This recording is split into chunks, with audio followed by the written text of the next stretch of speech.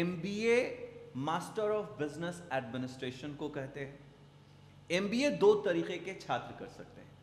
एक वो छात्र जिन्होंने +2 में किसी भी स्ट्रीम को लेकर 50% लाकर एमबीए करने का सपना देखा है। यह रास्ता अब उनके लिए भी आसान है, क्योंकि एमबीए की जगह पर एमबीए के इक्विवेलेंट कोर्स को कहते हैं master of applied management, MAM, जो कि 5 साल का। ग्रेजुएट छात्र जिन्होंने डिग्री प्राप्त की है, चाहे वो किसी भी स्ट्रीम से उन्होंने ग्रेजुएशन कर लिया है, बात करते हैं पैरामेडिकल कोर्स के बाद या टेक्निकल या मैनेजमेंट, मतलब किसी कॉमर्स बैकग्राउंड के बाद।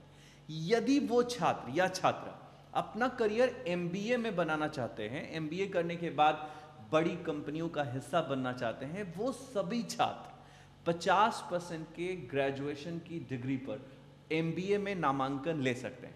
लेकिन एमबीए के नामांकन की प्रक्रिया एंट्रेंस एग्जाम के बाद होती है, जिस एंट्रेंस एग्जाम को देने के बाद उनका पहला पड़ाव शुरू होता है। मतलब अगर उन्होंने कैट के जरिए कोई कॉलेज प्राप्त कर लिया, मैट के जरिए एक टॉप मोस्ट कॉलेजेस के हिस्सा बन गए, जैट, सी मैट आदि बहुत सारे एग्जाम्स होते हैं, और इन एग्जाम्स के जरिए उनको एमबीए में नामांकन के लिए एक इस एंट्रेंस एग्जाम से गुजरना पड़ता है। मास्टर ऑफ बिजनेस एडमिनिस्ट्रेशन, एक रियल बिजनेस एडमिनिस्ट्रेशन के लिए आपको सेंट्रल गवर्नमेंट का हिस्सा बनना चाहिए। आपके सामने जो बोर्ड पर, स्क्रीन पर दिख रहा है, दो सक्सेसफुल एमबीए प्रोग्राम। जब हम सेंट्रल की बात कर रहे हैं तो सेंट्रल गवर्नमेंट के इस सक्सेसफुल एमबीए प्रोग्राम में नामांकन की प्रक्रिया एंट्रेंस एग्जाम के बाद होती है, जैसा कि मैंने आपको बताया। लेकिन इस एंट्रेंस एग्जाम के बाद आपकी जो फीस राशि होती है, जिससे आप एमबीए करने का सपना पूरा कर सकते हैं, वो बहुत कम है। ज्यादातर छात्र इन दोनों सक्सेसफुल एमबीए प्रोग्राम के बारे में नहीं जानते। मतलब उन्हें अब तक ये लगता रहा है कि ऊपर के जो फ्लॉप एमबीए प्रोग्राम की चर्चा वो टीवी और पेपर्स में सुनते रहे हैं, और उन्हें यह लगता रहा है कि बहुत महंगा कॉलेज होगा तो बहुत अच्छी प्लेसमेंट होगी।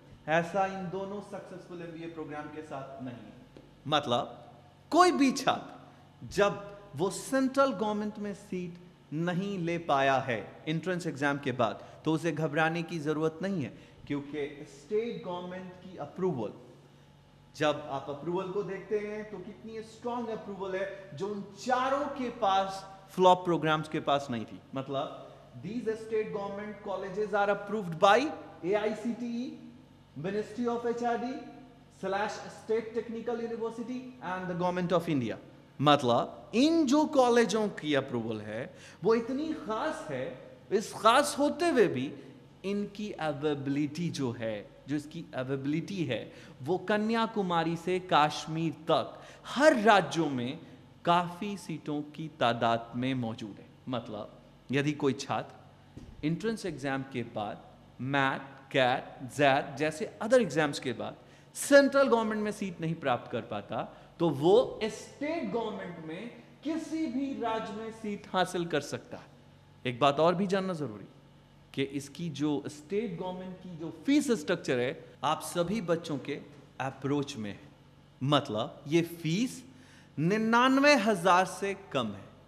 हर राज्यों में पर ईयर की फीस 90 से 99,000 रुपए तक की रखी गई है प्रति वर्ष। मतलब ये ओरिजिनल एमबीए प्रोग्राम आप सिर्फ 2 लाख में कर सकते हैं। हम बात करते हैं अब इन दोनों सक्सेसफुल एमबीए प्रोग्राम के बारे में। इन दोनों एमबीए के सक्सेस होने के साथ साथ इसकी कल्पना नहीं कर सकते आप कि ये एमबीए प्रोग्राम आपके अप्रोच से बहुत करीब है। मतलब ये अप्रोच से बाहर नहीं है। ये दोनों एमबीए प्रोग्राम आप सिर्फ और सिर्फ 2 लाख के अंदर में कर सकते हैं। मतलब सेंट्रल गवर्नमेंट के किसी भी इंस्टीट्यूशन में जब आप किसी एंट्रेंस के द्वारा नामांकन लेने की प्रक्रिया में सक्सेस हो जाते हैं, आप कामयाब हो जाते हैं, तो इसकी फीस काफी कम होती है, क्योंकि ये गवर्नमेंट फाइनेंस इंस्टीट्यूशन होता है।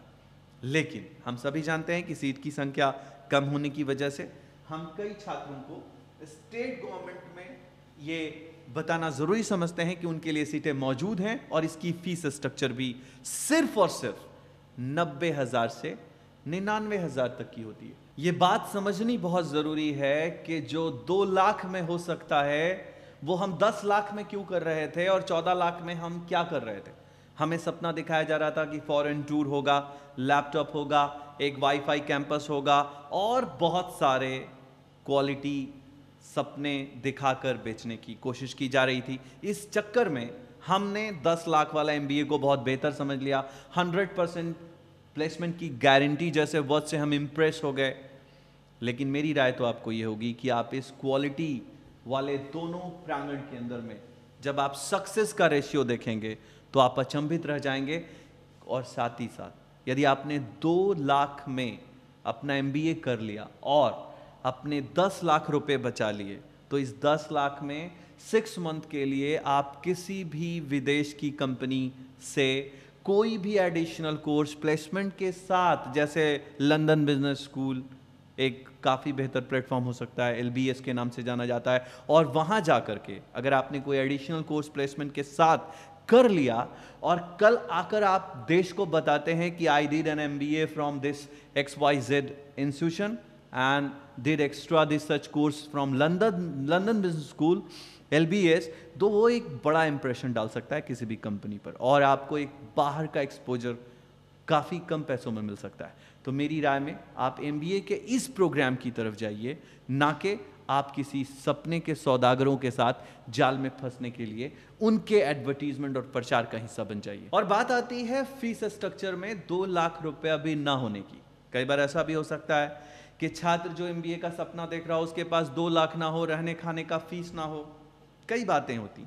तो मैं फिर से जब भी किसी कोर्स की फीस पॉसिबल होती है रोजमाइन की स्कॉलरशिप के साथ, तो हम ये दावत देते हैं कि यदि कोई छात्र ग्रेजुएशन के बाद MBA करना चाहता है और वो अपना करियर बड़ी कंपनीज में बनाना चाहता है, तो ऐसे सभी छात्रों को जो पैसे के अभाव में MBA ना करने जैसी बातें सोच रहे थे, उनको मैं दावत देता हूं कि वो आएं, ऑनलाइन फॉर्म भरें। किसी भी छात्र, किसी भी बच्चे को, चाहे वो किसी धर्म किसी जाति का हो, खाने पीने के सिर्फ खर्च पर ये प्रोग्राम में 100% फीस की जिम्मेदारी उठाते हुए मैं उनको MBA करने की दावत देता हूं। फॉर्म ऑनलाइन अवेलेबल है।